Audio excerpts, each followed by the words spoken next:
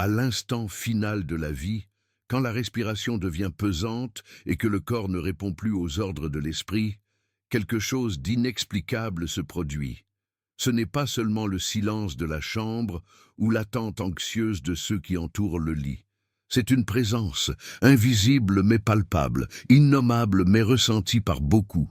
Une présence qui ne peut être mesurée par des machines, ni contenue dans des graphiques scientifiques. Quelque chose qui surgit exactement à la limite entre le dernier soupir et le premier pas vers l'inconnu. Durant des siècles, hommes et femmes de différentes cultures ont rapporté le même phénomène. Peu importe si c'est au chevet d'un paysan, sur le champ de bataille d'un guerrier ou entre les murs froids d'un hôpital moderne, tous décrivent la sensation de ne pas être seuls. Un visiteur caché, qui apparaît à l'instant où la frontière entre la vie et la mort se dissout. La science a tenté d'effacer ces récits, les classant comme de simples illusions de l'esprit, des fragments chimiques déclenchés par un cerveau en effondrement. Mais, et si ce n'était pas seulement cela? Et si ce que tant de personnes disent voir, sentir ou entendre n'était pas une hallucination? Et si, en effet, il y avait quelque chose ou quelqu'un qui attendait à ce moment décisif? C'est la question qui plane au-dessus de chacun d'entre nous. Car tôt ou tard, nous ferons tous face à cet instant.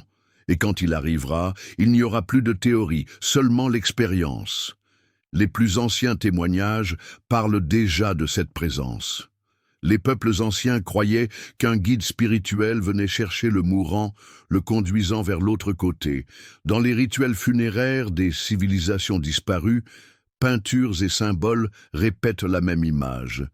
Des figures qui s'approchent des mourants au moment du passage. Étrangement, les récits actuels venant de personnes ayant vécu des expériences de mort imminente font écho aux mêmes descriptions. « Quelqu'un était avec moi », disent-ils. « Ce n'était pas mon imagination. Je savais que je n'étais pas seul. » La question est inévitable. Comment différentes cultures, séparées par des océans et des millénaires, sont-elles parvenues à la même perception? Comment des peuples qui ne se sont jamais rencontrés ont-ils décrit des expériences similaires, sans partager de croyances ou de traditions? Cette énigme résiste au temps. La science peut tenter d'expliquer comment des décharges électriques dans le cerveau génèrent des sensations de lumière, de voix ou de présence. Elle peut dire que tout n'est qu'une défense chimique face à la mort imminente. Mais ce qu'elle ne parvient pas à expliquer, c'est l'universalité, l'insistance, la répétition de cette présence dans les récits de personnes ordinaires et d'érudits, de jeunes et de vieux, de religieux et d'athées. À l'instant final, quand tout semble s'éteindre, quelque chose surgit. Une compagnie inattendue, qui ne demande pas permission, qui n'annonce pas son arrivée. Pour certains, c'est lumière et réconfort. Pour d'autres, c'est ombre et crainte. Mais dans tous les cas, le même mystère demeure. Qui ou qu'est-ce que cette présence qui insiste à se révéler au dernier soupir? Et c'est exactement à ce point que le récit commence. Non pas dans la mort elle-même, mais dans ce qui se présente au-delà d'elle, là où la raison se tait et où l'inexplicable se manifeste. Depuis les premiers témoignages de l'humanité, l'instant de la mort a toujours été enveloppé de récits qui dépassent la simple fin biologique. Les civilisations anciennes ne voyaient pas la mort comme une rupture, mais comme un passage. Et dans toutes ces traditions surgit la même figure. Une présence qui accompagne la transition, que ce soit comme guide, gardien ou juge. Dans l'Égypte ancienne, on croyait qu'Anubis, le dieu à tête de chacal, conduisait l'âme jusqu'à la balance où son cœur serait pesé. Pour les Grecs, c'était Charon, le passeur des enfers, qui apparaissait au seuil pour transporter les morts sur le fleuve Styx. Dans les cultures indigènes des Amériques, les chamans parlaient d'esprits qui venaient chercher les défunts de la tribu, les conduisant vers une terre des ancêtres. Curieusement, malgré les différences géographiques et culturelles, l'essence reste la même. Quelqu'un ou quelque chose apparaît au moment du départ. La tradition chrétienne préserve également cette idée. Combien n'ont pas rapporté des visions d'anges entourant le lit de mort?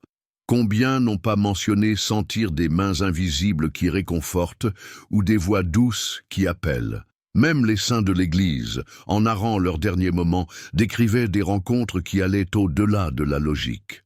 Mais la question ne se limite pas au domaine religieux.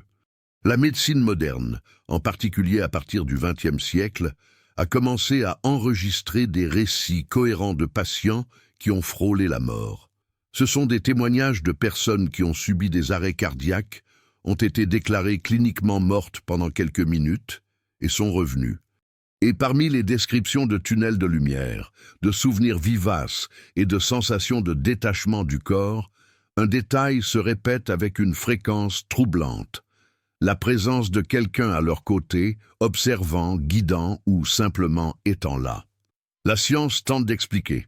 Les neurologues disent qu'il s'agit d'hallucinations produites par le manque d'oxygène dans le cerveau. Les psychiatres suggèrent que ce sont des projections de l'inconscient, des images archétypiques qui émergent en situation de stress extrême.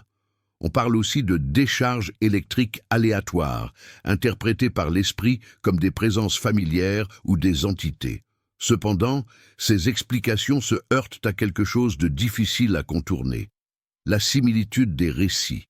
Des personnes de culture, d'âge et de croyances différentes décrivent des expériences presque identiques. Des hommes et des femmes qui ne se sont jamais connus répètent des phrases comme « Quelqu'un était avec moi ». J'ai senti que je n'étais pas seul. Il y avait une figure à mes côtés, m'observant en silence. Cette insistance soulève le doute. Si c'était seulement un produit de l'esprit, les visions ne devraient-elles pas varier énormément selon le bagage culturel et psychologique de chaque individu? Pourquoi tant de personnes décrivent-elles la même chose? La science peut offrir des hypothèses, mais ne parvient pas à éliminer la sensation qu'il existe quelque chose, au-delà de ce qui peut être mesuré. Le plus troublant est que, pour beaucoup, cette présence n'est pas seulement symbolique ou métaphorique. Elle transmet des sensations concrètes, paix, calme, accueil. Dans d'autres cas, peur, angoisse, étouffement. C'est comme s'il y avait plus d'un type de visiteur à l'instant final, l'un qui guide et réconforte, l'autre qui observe et pèse. Là réside le dilemme. Sommes-nous face à de simples réactions chimiques d'un cerveau en effondrement ou à une réalité spirituelle qui a toujours été cachée? Cette question traverse les époques, car aucune réponse définitive n'a été donnée. La science, avec toutes ses avancées, tente de réduire le phénomène à des impulsions électriques. Les traditions spirituelles, quant à elles, affirment que cette présence est réelle et fait partie du destin humain. Entre explications rationnelles et récits émotionnels, un point commun émerge. La sensation de ne pas être seul à l'instant final de la vie. Un détail qui se répète avec une telle fréquence qu'il ne peut plus être écarté comme une coïncidence. C'est sur ce territoire du doute, entre le visible et l'invisible, que notre récit s'approfondit.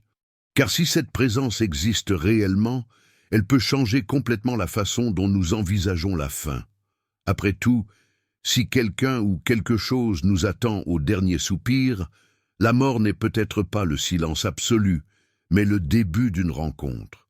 Si au début la présence se présente comme un murmure énigmatique et, dans le contexte historique, comme un modèle impossible à ignorer, c'est ici qu'elle prend corps. Non plus seulement un concept abstrait, mais une expérience rapportée par d'innombrables personnes qui se sont retrouvées face à face avec la mort et sont revenues pour en témoigner. Les récits se répètent en ton et intensité, même quand ils sont séparés par des continents et des langues différentes. Un homme dans un hôpital européen a décrit « Quand mon cœur s'est arrêté, j'ai senti quelqu'un à côté du lit. Je ne pouvais pas voir clairement, mais il y avait une figure qui observait en silence. Je ne me sentais pas seul, mais je ne savais pas si je devais lui faire confiance. » Quelques mois plus tard, dans un village d'Asie, une femme a rapporté « Il y avait quelqu'un avec moi, ce n'était pas un médecin, ce n'était pas un parent, c'était une présence. Elle n'a rien dit, mais je savais qu'elle était là pour m'emmener. » Comment expliquer une telle similitude? Nous ne parlons pas de rêve, mais d'expériences de personnes qui étaient dans un état critique, certaines déclarées cliniquement mortes pendant quelques minutes. Le plus troublant est que beaucoup décrivent des détails de l'environnement dans lequel elles se trouvaient, comme si elles avaient réellement conscience au-delà du corps. Et, invariablement, elles mentionnent la même figure silencieuse, qui apparaît à l'instant exact de la transition. Les sceptiques insistent, tout n'est que des illusions causées par des décharges électriques du cerveau en effondrement. Mais si ce n'était que cela, pourquoi tant de personnes décrivent-elles la sensation d'être observées? Pourquoi tant affirment-elles qu'elles n'étaient pas seules? Même dans des chambres vides, loin des proches, entourées seulement d'appareils. La tension croît lorsque ces témoignages ne se limitent pas à des descriptions lumineuses ou confortables. Il y a aussi ceux qui parlent de quelque chose d'inquiétant. Un patient a rapporté que la présence était lourde, étouffante, comme si une ombre s'était placée à ses côtés, attendant que le dernier souffle de vie s'échappe. Un autre a dit qu'il a senti comme si des mains invisibles le retenaient, l'empêchant de partir en paix. Ces variations créent un doute encore plus profond. La présence serait-elle une entité unique, avec différentes manifestations? Ou serait-ce plusieurs forces, certaines bienveillantes, d'autres hostiles, se disputant le destin de l'âme? Ici, le récit atteint son point de plus grande tension. Il ne s'agit pas seulement de réconfort, mais aussi de jugement. Pour beaucoup, la présence représente un guide, pour d'autres, un présage. Cette ambiguïté maintient vivante l'inquiétude, car si l'expérience n'était que le fruit de l'esprit, ne serait-il pas plus logique qu'elle soit toujours réconfortante, comme un mécanisme naturel pour adoucir la douleur de la faim? Pourquoi alors tant décrivent-ils des expériences opposées, certaines de paix, d'autres de terreur absolue? C'est dans ce contraste que le mystère devient insupportable. D'un côté, l'accueil. Des personnes qui reviennent et disent avoir ressenti un calme indescriptible, comme si elles étaient conduites vers quelque chose de plus grand et lumineux. De l'autre, la peur. Des patients qui n'ont jamais oublié la sensation d'être devant quelque chose d'obscur, qui les regardait en silence, comme s'il attendait un verdict. Ce double aspect de la présence, guide ou ombre, lumière ou obscurité, crée la sensation que nous sommes face à quelque chose de plus complexe que de simples impulsions chimiques. Quelque chose qui semble interagir avec chaque individu de façon unique, peut-être reflétant sa vie, ses choix, ou quelque chose bien au-delà de la compréhension humaine. Et plus les récits surgissent, plus il devient difficile d'ignorer. Dans les congrès médicaux, certains risquent d'admettre que quelque chose se passe. Dans les traditions spirituelles, cette présence est vue comme naturelle, partie du destin humain. Et pour ceux qui l'ont déjà ressenti, il n'y a pas de doute. Ce qui surgit à l'instant final n'est pas une invention. C'est réel, et laisse des marques qu'aucun examen ne peut effacer. Ce qui intrigue, cependant, c'est le silence de la science face à la répétition des récits. La médecine explique, rationalise, mais n'offre pas de réponse qui réconforte. C'est comme s'il y avait un mur entre ce qui peut être mesuré et ce qui ne peut qu'être vécu. Et derrière ce mur se cache la présence, insistante, inévitable, universelle. Ainsi, la tension atteint son apogée. Le spectateur est amené à se demander si tant de personnes décrivent la même chose, si des cultures si différentes sont arrivées aux mêmes images, si même ceux qui ne croyaient en rien rapportent le même phénomène. Comment nier que quelque chose est vraiment là? Et c'est à ce point, quand le doute est déjà devenu plus grand que toute certitude, que le récit se prépare pour le climax. Parce que la question n'est plus si cette présence existe, mais ce qu'elle est réellement et ce qu'elle attend de nous à l'instant final. Nous arrivons au point où le mystère ne peut plus être ignoré. La tension accumulée par les récits, par l'universalité des expériences et par la contradiction entre science et spiritualité explose en une révélation inévitable. La présence n'est pas seulement un écho de l'esprit, c'est quelque chose qui se manifeste de façon concrète et universelle. Les témoignages les plus frappants décrivent des détails qui vont au-delà de métaphores vagues. Certains disent qu'à l'instant où le cœur se tait, une figure lumineuse s'approche, non pas avec hâte, mais avec fermeté, comme quelqu'un qui connaît déjà le chemin. Cette figure n'a pas besoin de parler. Son silence est compris comme une invitation. Pour certains, elle transmet la paix, rappelant la sensation de retrouver quelqu'un qu'on aime depuis longtemps. Pour d'autres, le même silence est étouffant, comme s'il portait un poids de jugement, une vérité impossible à éviter. Et c'est dans ce contraste que le climax trouve sa force. Il ne s'agit plus seulement de spéculation, mais de la perception que la présence interagit avec celui qui part. Elle n'est pas indifférente, mais semble modeler sa forme à l'état intérieur de chaque personne. Pour certains, elle surgit comme guide, pour d'autres, comme ombre, pour tous, comme certitude que la mort n'est pas seulement le vide. Dans un récit célèbre d'expérience de mort imminente, un patient a décrit « J'étais sur le point d'être englouti par l'obscurité, mais une lumière s'est dressée à mes côtés. Elle n'avait pas de visage, pas de nom, mais je savais qu'elle m'observait. J'ai senti que j'étais pesé, comme si cette présence pouvait voir chaque choix que j'avais fait. » Dans un autre cas, une femme a déclaré « J'ai senti que quelqu'un me prenait par la main.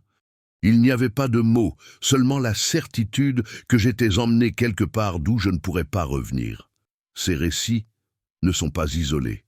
Ils se multiplient dans différentes cultures et contextes, pointant toujours vers la même révélation. Nous ne sommes pas seuls à l'instant final.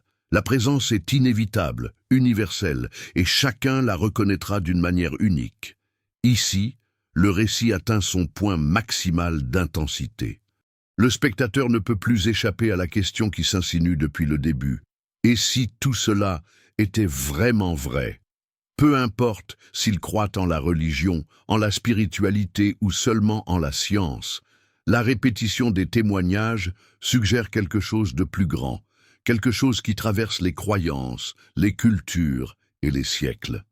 La révélation, donc, n'est pas seulement la constatation qu'il existe une présence, mais la compréhension que cette présence est peut-être le dernier miroir de la vie, un reflet de ce que nous portons, un guide vers ce que nous méritons, ou simplement le messager d'une réalité que nous ne parvenons pas encore à comprendre. Et c'est exactement pour cela que la science, même si elle tente de réduire le phénomène, ne parvient pas à l'effacer. Parce qu'il ne se limite pas aux théories, mais est enraciné dans l'expérience humaine. Il est dans les mythes ancestraux, dans les peintures rupestres, dans les textes sacrés, dans les récits modernes des hôpitaux. Il est dans les yeux de ceux qui sont revenus et qui tremblent encore en racontant ce qu'ils ont vu. C'est le climax, l'instant où nous comprenons que la présence n'est pas l'exception, mais la règle. Elle n'est pas délire, mais destin. Et que tôt ou tard, nous la rencontrerons tous. À partir d'ici, le spectateur ne peut plus se dérober. La question n'est plus si la présence existe, mais ce qu'elle signifie réellement. Est-elle guide? Est-elle juge? Est-elle compagne? Ou est-elle tout cela à la fois? Et ainsi, le récit prépare le chemin pour le dénouement, non plus dans le doute, mais dans la réflexion profonde sur ce qui nous attend au dernier soupir. Et alors, après avoir traversé les récits, les symboles anciens, les témoignages modernes et la révélation inévitable, il ne reste qu'une certitude. À l'instant final, nous ne sommes pas seuls.